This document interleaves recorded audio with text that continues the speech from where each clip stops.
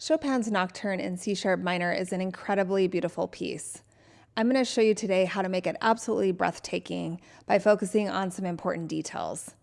I'm going to cover concepts like phrasing, pedaling, time signature, and mood changes. And make sure to stay to the end because I'm going to talk about the polyrhythms, how to make sense of those, and how to practice them. Hi, I'm Heather from Brillante Piano Duo. This piece is marked lento, so make sure not to rush and take time to milk every note. On the intro, I would start with the soft pedal down, and I would keep the soft pedal on through the end of the first phrase at bar 10. And when I start the intro, I play like mezzo piano, and I play right in time for a confident intro. And then on the repetition, I like to play softer for some contrast and more rubato.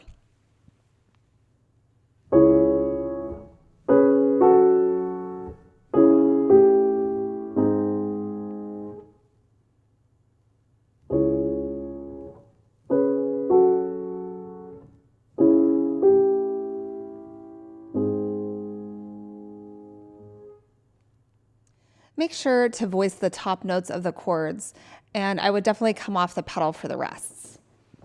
So listen to how I'm voicing the top notes here.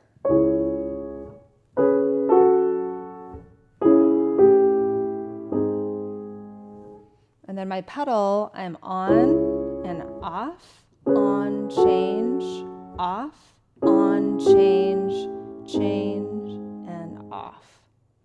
I would start the main theme here with the soft pedal on. Keep your arms up for a lighter sound. Make sure that the trill is quiet. And try to focus on keeping the left hand really steady on these eighth notes. And even though we're playing quiet, make sure that the right hand melody is singing out.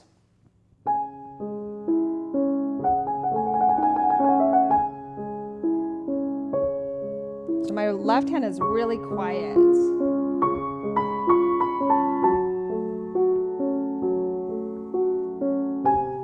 Keep it moving.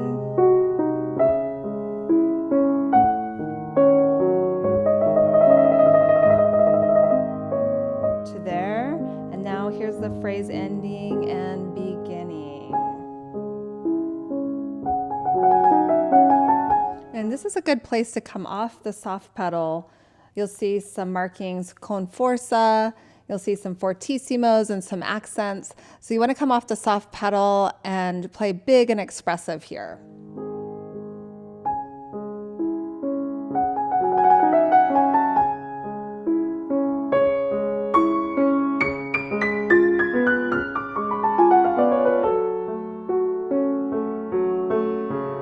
Make sure to come off for the slurs, lift your wrist, and off for the rest.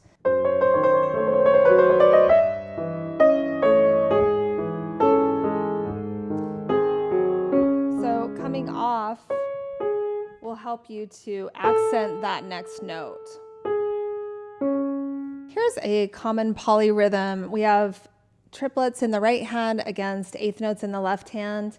So you'll start hands together, and then the hand that has more notes will play next, which will be the right hand. So it's going to be together, right, left, right, together, right, left, right. And then the 16th notes, it's easy to see how those line up. Try to keep your left hand very steady on that polyrhythm.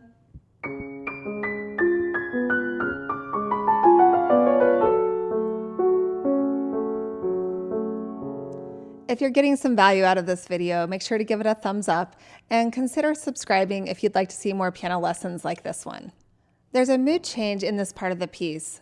The dynamics are marked really soft. I've got 3 P's marked in my edition. So you want to put the soft pedal on and keep your arms up for a lighter sound. And I recommend coming off the pedal for the triplets so that those notes have clarity.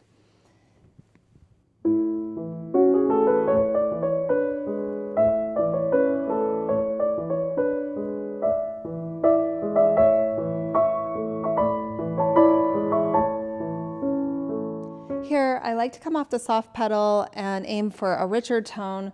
The notes are lower, so it sounds like a little bit of a mood change here. And it's tempting to do a phrase ending here, but keep it moving forward and try to do a phrase ending at bar 30.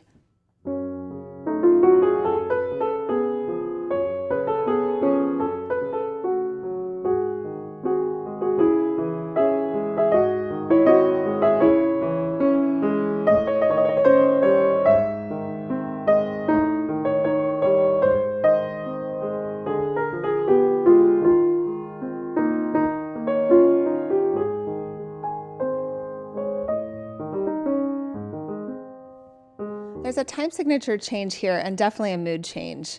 This doesn't sound anything like the rest of the piece. I've even seen some additions marked to play this part like a mazurka. So I would definitely recommend playing this part faster and keep the triplets clear, so don't use a lot of pedal. So.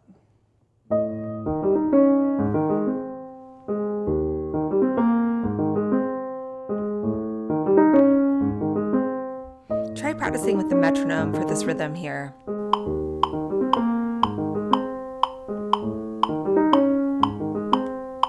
Here we're back to a 4/4 common time signature and adagio marking. I would use a soft pedal because there's a morendo marking and pianissimo. I like to play this arpeggio with both hands because I feel like it looks nicer, but it also makes it sound smoother. So.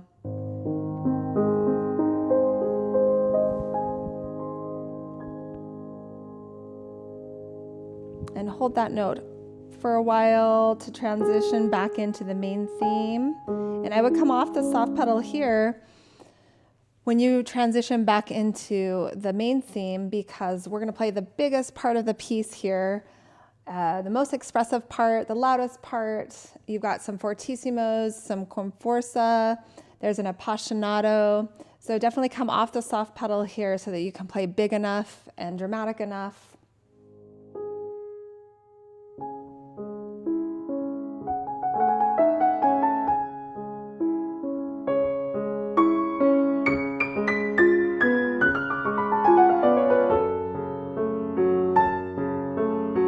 This polyrhythm is a little different than the one on the first page.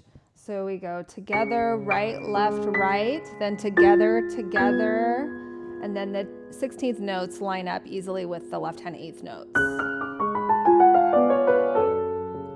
So together, right, left, right, together, together.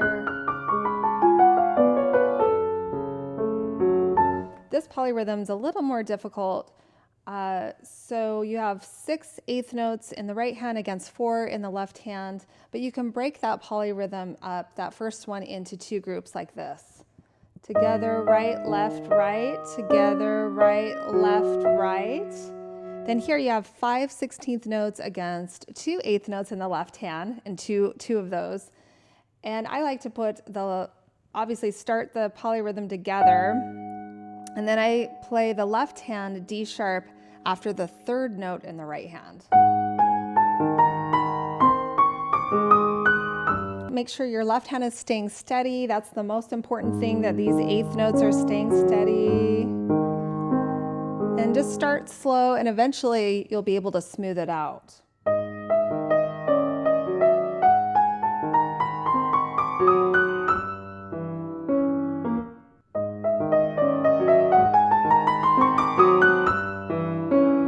Now let's talk about the last 4 polyrhythms of this piece. A lot of students struggle with these, but I'm going to show you some tricks that will make them less intimidating. First of all, this piece is in the key of C sharp minor, so it's helpful to warm up with a C sharp natural minor scale, because these last 4 polyrhythms, the right hand is playing a C sharp minor scale. It doesn't feel like it because you're not starting and ending with a C sharp, but it is a C sharp minor scale. So warm up with a C sharp minor scale and try to use the same fingering on the right hand on these polyrhythms that you would do for a C sharp natural minor scale. If you're not as familiar with a C sharp minor scale, then you can also warm up with an E major scale because they're the same notes. Make sure you can play the right hand really easily on these polyrhythms. A lot of students struggle with playing fast enough on the scales. The most important tip I can give you is to make sure that you're playing, that you're relaxed and that you don't tense up. So you start the polyrhythms together, then focus on playing the highest note in the right hand with the highest note in the left hand like this.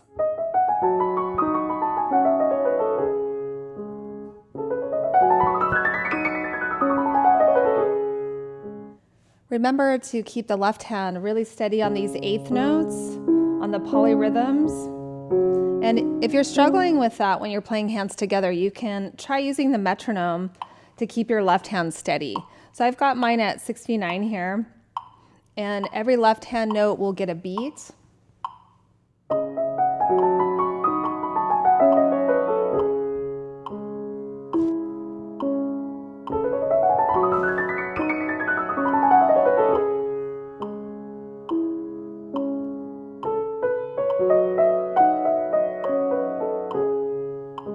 And then you can gradually work up the tempo, and eventually you'll be able to smooth it out.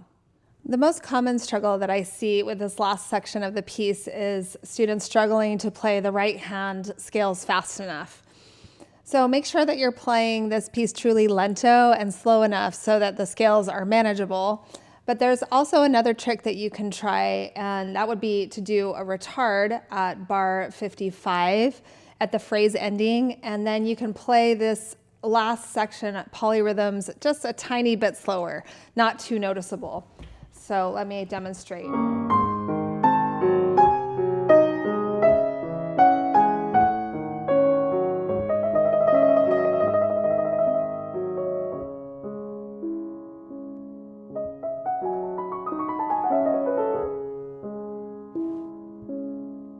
I would definitely use some soft pedal here on the ending because of the delicato, the sempre più piano markings, the pianissimo markings. And make sure that you hold the G sharp, the tie, through the two measures so that we can hear that melody note. So when you're doing pedal changes, damper pedal changes, we're still hearing that G sharp through that melody note. And then on the ending,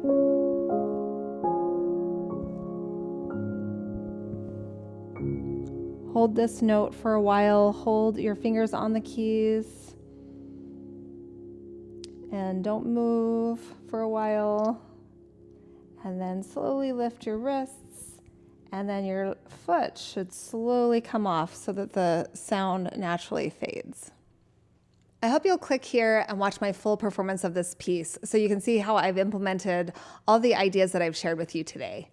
Let me know if you have any questions or comments in the comments section, and thanks so much for joining me today.